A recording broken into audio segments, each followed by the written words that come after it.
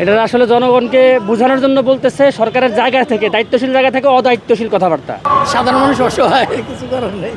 12টার পর সিরিয়ালে দাঁড়াইছি, এখন সিরিয়াল পাইলাম, কিছু তো করার নাই। আপনার বিশ্ব পরিস্থিতির কারণে হয়ে গেছে, অন্ত কিছু করার নাই। আর আমাদের দেশে তো এখনো মোটামুটি আপনার তেলের দাম না বাড়ে ওইটা রাখিয়া তো মানুষের কথা চিন্তা করে দিতেছে, সেই জন্য ধন্যবাদ। কিন্তু বেশিরভাগ পাম্পে দেয় না, এটা হলো সমস্যা। এখানে তো আলহামদুলিল্লাহ দিচ্ছে। এটা তো পলিটিক্যাল, তাদের মানে যারা পলিটিক্স করে তাদের মন্তব্যটা এরকমই হয়। মানুষকে সত্যটা তো আসলে তারা বলে না, বুঝছেন। রাষ্ট্রীয় বিভিন্ন কারণে তারা ওইভাবে মানুষের বোঝানোর চেষ্টা করে, কিন্তু বাস্তবতাটা আসলে ভিন্ন। বাস্তবতা আপনার ওই তেলের মজুদ পর্যাপ্ত নাই, এটা প্রকাশ্য দিব লোক সবাই দেখতে, সবাই বুঝতেছে। বেশিরভাগ পাম্প দেখবেন বন্ধই, খুব কথা যে 2-1টা পাম্প খোলা। তো সেক্ষেত্রে সরকার যাই বলুক, আসলে বাস্তবতাটা ভিন্নই। আমি তো বাইক না চালাতেও পারি না, আমার কর্মের কারণে আমার যাইতে হয়। সাধারণ মানুষ অসহায়, কিছু করার নেই। 2 ঘন্টা 20 মিনিট হয়েছে। আমাদের তো এখন দেওয়া হচ্ছে 500 টাকার করে তেল, কিন্তু আমাদের আরও হয়রানি করা হচ্ছে। আমরা 500 টাকার তেল নিলে দেখা গেছে আমাদের তো 500 টাকার তেলে হয় না। সারাদিন টিউব মারলে দেখা গেছে যে 500 টাকার তেল দিলে আমাদের এমনি শেষ হয়ে যায়। প্রতিদিন আমাদের এই হয়রানিটা করতে হচ্ছে।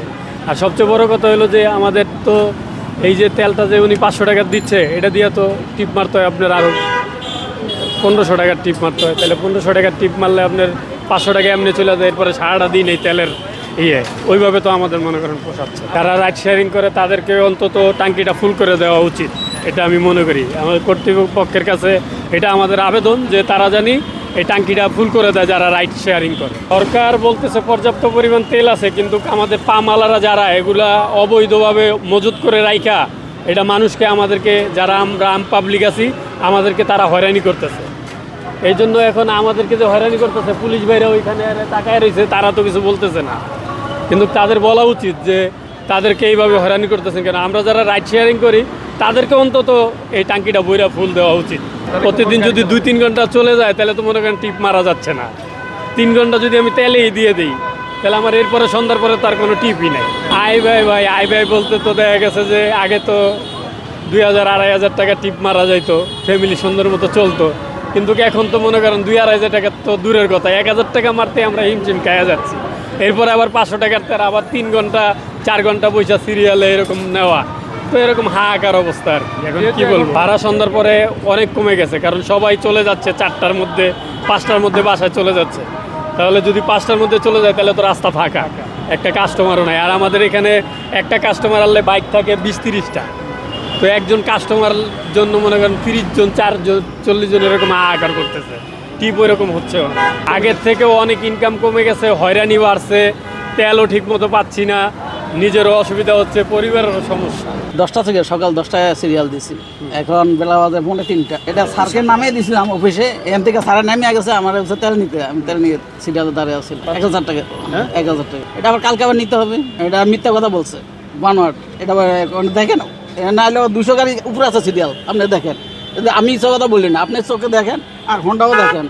সরকার কোন জায়গায় বললো যে তেল ভরপুর আছে? না এরা এরকম সিরিয়াল লাগে না। তারা দাম বাড়ছে তেলের, কিন্তু এরকম সিরিয়াল লাগে না। গ্যারান্টি দিয়ে বলতে পারবো এটা কোন জায়গায় সিরিয়াল লাগে না। দাম বাড়ছে তেলের, কিন্তু তেল পর্যাপ্ত ছিল। ওখান তো হচ্ছে এই যে অফিসে যাইতে আসি না, কাজে যাইতে পারতেছি না, তেলের জন্য সিরিয়াল দিয়ে বয়ে রয়েছি।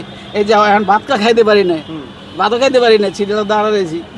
তেল নিমো, তারপর ভাত খাবো। তাও তো পাই কই 2000 টাকার তেল দেয়, কেউ 1500 টাকার দেয়। চট্টগ্রাম দিচ্ছে 1000 টাকার, এই অবস্থা। আমি তো কয়েকদিন আগে নিছি ফুল, এখন আস্তে আস্তে 2000 টাকা 3000 টাকা এমন দেয়।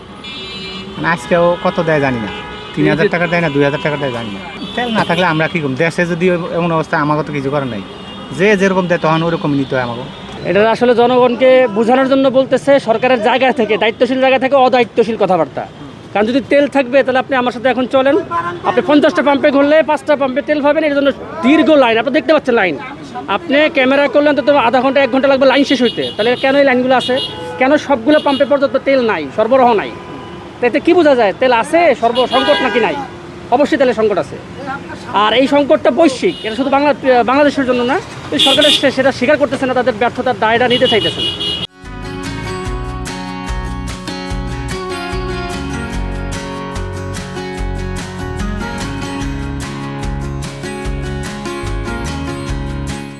হ্যাঁ, মানুষকে আমি মনে করি ভুল বুঝাচ্ছে। বরঞ্চ এইবার তারা দেখছে হ্যাঁ বৈশ্বিকভাবে আমাদেরও তেলের সংকট আছে, আপনারা সাশ্রয়ী হন, আপনারা মজুত করেন না।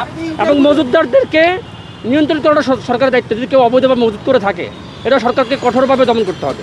আমরা মনে করি পুরোপুরি সেটা পারছে না। যদি পারতো তাহলে সরবরাহটা আরও স্বাভাবিক থাকতো। আমি পুরোপুরি ব্যর্থ বলবো না, আমি কিছুটা ব্যর্থই বলবো, যেহেতু তেলের সংকটটা বৈশ্বিক, এটা বাংলাদেশের তেলের উৎপাদন হয় না।